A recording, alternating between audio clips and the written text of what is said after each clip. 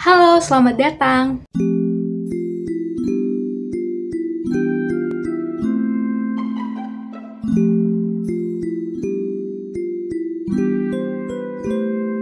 Pada kesempatan kali ini, saya akan membahas bab 2 pada pelajaran geografi kelas 12, yakni pola keruangan desa dan kota serta interaksinya. Selamat menyaksikan. Di dalam video kali ini, saya akan membahas 5 materi atau 5 subbab di dalam bab ini. Yang pertama merupakan subbab desa yang berisi tentang pengertian desa, karakteristik desa, fungsi desa, dan lain sebagainya. Lalu yang kedua mengenai kota, yang di dalamnya juga berisi pengertian, karakteristik, dan lain sebagainya. Lalu subbab yang ketiga mengenai pola keruangan desa, subbab keempat mengenai pola keruangan kota, dan yang terakhir merupakan subbab interaksi antara desa dan juga kota yang akan saya bahas lebih lanjut. Lalu yang pertama saya akan membahas mengenai subbab desa.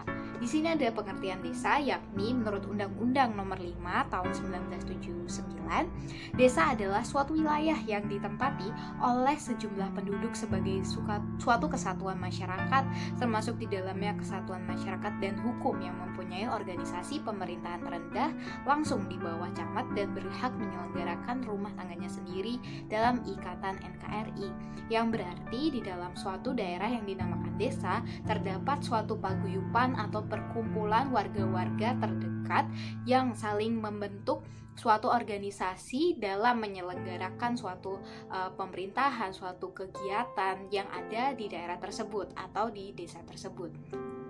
Lalu yang selanjutnya ada unsur desa dan ada karakteristik desa. Unsur-unsur dalam desa yang pertama merupakan wilayah, meliputi tempat, letak, tanah, luas, batas, bentuk, dan topografi di dalam desa. Yang kedua ada penduduknya, pendatang yang ada di desa tersebut, persebaran, dan juga pencaharian yang ada di desa tersebut. Lalu yang ketiga adanya tata kehidupan, meliputi sifat gotong royong, adat istiadat, tradisi, aturan, dan norma yang berlaku, yakni norma yang informal di dalam desa tersebut, jadi tidak tertulis. Lalu yang kedua adanya karakteristik desa, yakni paguyuban, yakni perkumpulan, adanya kekerabatan yang dekat. Yang kedua ada gotong royong, homogen atau terdiri dari pekerjaannya agraris dan petani. Lalu ada toleransi sosial yang kuat, saling menghargai satu sama lain. Lalu ada proses perubahan sosial yang cukup lambat dikarenakan kurangnya teknologi di desa, lalu masih tergantung terhadap alam, dan juga adanya mobilitas penduduk yang cenderung masih rendah. Lalu di slide berikutnya terdapat tahap perkembangan desa sendiri. Yang pertama adalah desa tradisional. Jadi desa tradisional merupakan tipe desa terpencil dalam masyarakat yang terasing dan seluruh kehidupannya masih sangat bergantung terhadap alam. Jadi desa tradisional masih cenderung terisolasi dari dunia luar. Lalu yang kedua merupakan tahap desa swadaya yang memiliki penduduknya masih jarang, masih terikat dengan adat istiadat, tingkat pendidikannya rendah, kegiatan penduduk dipengaruhi alam, daerahnya berupa pegunungan atau perbukitan, dan lokasinya terpencil. Namun di sini sudah mulai terbuka dengan penduduk yang di luar. Namun mereka masih tetap setia berpegang terhadap adat dan terbukti pendidikannya masih rendah karena mereka masih mengikuti adat dan belum sepenuhnya menerima dunia luar. Lalu tahap yang ketiga merupakan desa swakarya. Desa swakarya merupakan desa yang tingkat perkembangannya itu sudah lebih maju. Adat istiadatnya sudah mulai mengalami perubahan dan pengaruh dari luar sudah mulai masuk, seperti pengaruh pendidikan yang juga bisa mengubah pola pikir. Lalu ada lapangan kerja dan produktivitas bertambah, mata pencariannya juga mulai beragam. Dan tahap yang terakhir merupakan desa swasembada. Desa ini merupakan desa yang sudah lebih maju lagi daripada desa-desa seperti desa tradisional, swadaya, swakarya. Ini sudah lebih maju. Lokasinya dekat dengan ibu kota dan punya alat-alat teknis yang jauh lebih modern. Dan adat istiadatnya sudah tidak lagi mengikat, namun tetap ada, tetapi sudah tidak terikat, dan tingkat pendidikan dan keterampilannya sudah lebih tinggi, mata pencarian mulai beragam dan sangat beragam bahkan, dan tingkat kesadaran mengenai kesehatan, menjaga kebersihan sudah sangat tinggi. Lalu yang terakhir pada subbab desa adanya fungsi desa. Apa sih fungsi desa? Ada dua fungsi. Yang pertama sebagai pendukung kota yang memiliki sumber pangan, sumber bahan mentah, tenaga kerja, pusat industri, dan lain sebagainya. Jadi segala sumber-sumber daya alam, segala sumber daya manusia untuk bekerja di pabrik itu biasanya rata-rata berasal dari desa. Lalu yang kedua, adanya pemerintahan yang terendah yang menjalankan kebijakan yang digariskan di pemerintahan di atasnya, yakni di bapak desa itu sendiri yang mengatur segala kegiatan yang ada di desa tersebut. Lalu untuk subbab yang kedua mengenai kota. Kota merupakan suatu sistem jaringan kehidupan manusia yang ditandai dengan kepadatan penduduk yang tinggi, lalu ada strata sosial ekonomi yang heterogen atau beragam, dan kehidupannya materialistis. Biasanya di kota cenderung terpapar oleh kemajuan teknologi yang sangat pesat dan juga persaingan pencarian pekerjaan yang sangat ketat. Lalu di dalam kota sendiri ada faktor-faktor yang mendukung untuk pembentukan kota. Ada dua faktor. Yang pertama adanya faktor fisik, yakni letaknya strategis, topografinya lebih halus atau cenderung datar, dan tanahnya subur, iklim mendukung, SDA-nya seperti pertanian, perkebunan, dan lain sebagainya. Lalu yang non-fisik, itu adanya kondisi penduduk, fasilitas sosial, pusat pelayanan, pusat pemerintahan, pusat perdagangan, dan pusat industri, dan lain sebagainya. Intinya, yang ada di kota merupakan suatu pusat. Namun, pada bagian faktor fisik yang ada seperti sumber daya alam dan lain sebagainya, ada namun tidak sebanyak yang ada di desa. Lalu yang kedua, adanya karakteristik dari kota itu sendiri. Ada banyak. Yang pertama adanya hubungan sosial yang bersifat Gesellschaft atau sudah mulai individualistis. Lalu yang kedua dijelaskan kembali individualistis dan materialistis. Yang ketiga mata pencariannya non agraris atau sudah tidak lagi terlalu bergantung terhadap pertanian. Lalu yang keempat, status sosial ekonominya heterogen atau beragam karena banyaknya pekerjaan. Lalu toleransinya sudah lebih lemah karena sudah banyaknya sifat individualistis, lebih mementingkan diri sendiri, lebih tidak terlalu mementingkan kepentingan kelompok, dan mereka cenderung untuk bekerja untuk diri sendiri. Maka karakteristik kota toleransinya cenderung lebih lemah. Lalu pandangan hidupnya rasional dan berpikir maju. Jadi sudah ada cara berpikir yang lebih kritis dalam menghadapi suatu masalah. Lalu yang kedua terakhir, kepadatan penduduknya cenderung tinggi karena merupakan pusat. Lalu yang terakhir adanya kesenjangan sosial yang cukup besar karena persaingan yang cukup banyak. Lalu yang selanjutnya adanya tahap perkembangan kota. Jadi ada dua tahap perkembangan kota. Yang pertama perkembangan horizontal, yakni perkembangan yang mengarah ke luar. Artinya daerah-daerah itu bertambah, sedangkan kuantitas lahan yang terbangun itu jumlahnya tetap, jadi semakin padat.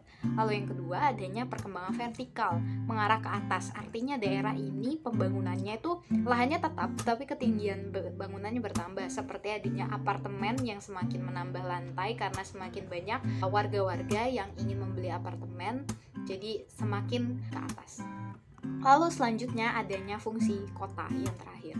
Itu ada 5 fungsi. Yang pertama sebagai pusat industri, yang kedua adanya pusat perdagangan, yang ketiga pusat rekreasi dan kesehatan, yang keempat pusat kebudayaan, yang kelima pusat pemerintahan.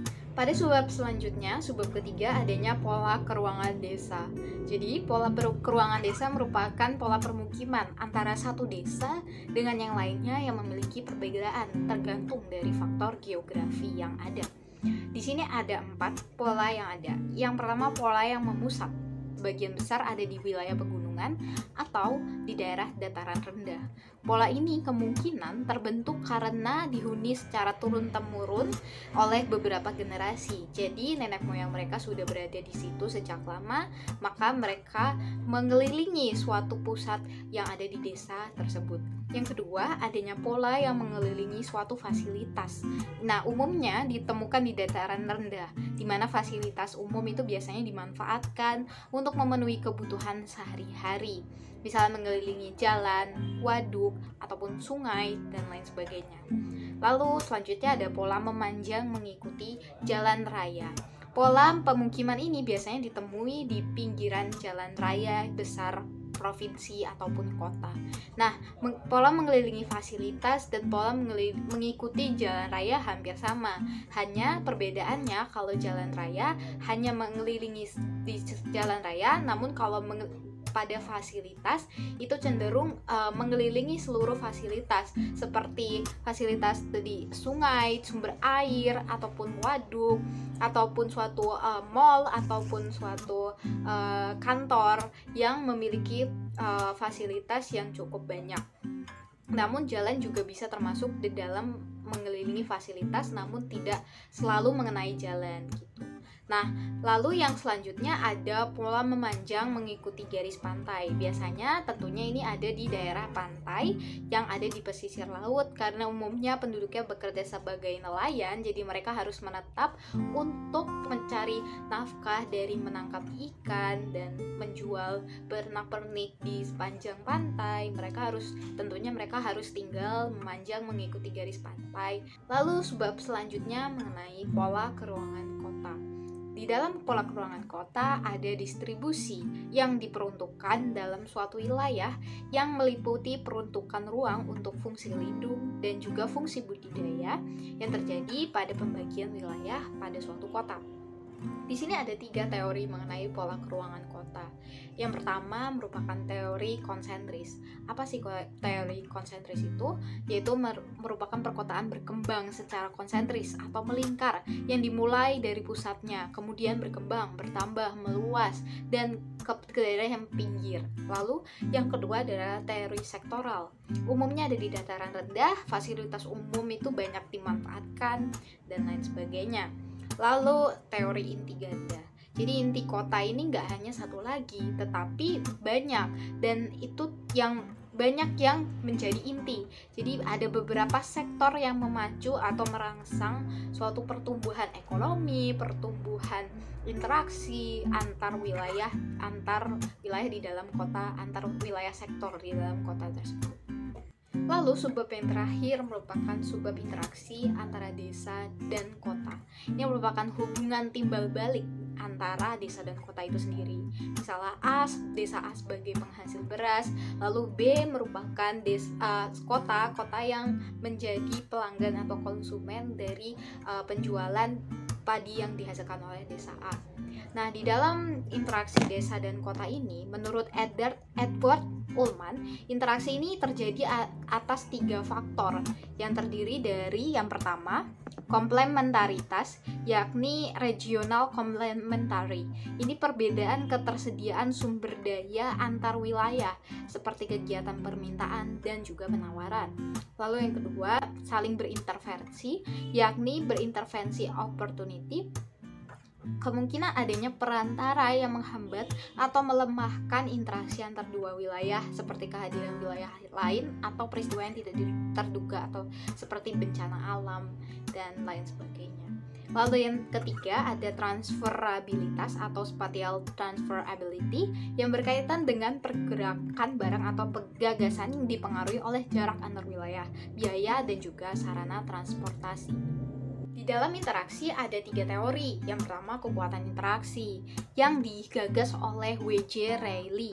Dia mengungkapkan bahwa interaksi ini diukur dari jumlah penduduk dan juga jarak mutlak yang merupakan turunan dari teori Isaac Newton. Syaratnya kondisi penduduk dan alamnya harus relatif sama, kondisi sarana transportasi juga harus relatif sama. Rumusnya dapat dilihat sebagai berikut. Lalu selanjutnya ada teori titik henti yang merupakan memperkirakan lokasi strategis sebagai garis pembatas antar dua wilayah. Jadi dapat menentukan penempatan yang paling strategis di antara dua wilayah. Di sini merupakan rumus yang bisa kita masukkan, ada di AB dan lain sebagainya. Lalu teori yang terakhir adanya indeks konektivitas. Di sini adanya sarana transportasi yang bisa kita hitung sebagai seberapa besar interaksi yang mungkin dapat terjadi dengan menghitung berapa banyaknya jalan antar dua wilayah tersebut. Ini merupakan rumusnya indeks konektivitas menggunakan beta, jumlah jaringan jalan dan juga jumlah kota yang saling berhubungan. Terima kasih atas perhatiannya. Mohon maaf jika ada tutur salah kata dalam video ini. Semoga videonya dapat bermanfaat dan penjelasannya dapat diterima. Sekian dari saya, terima kasih.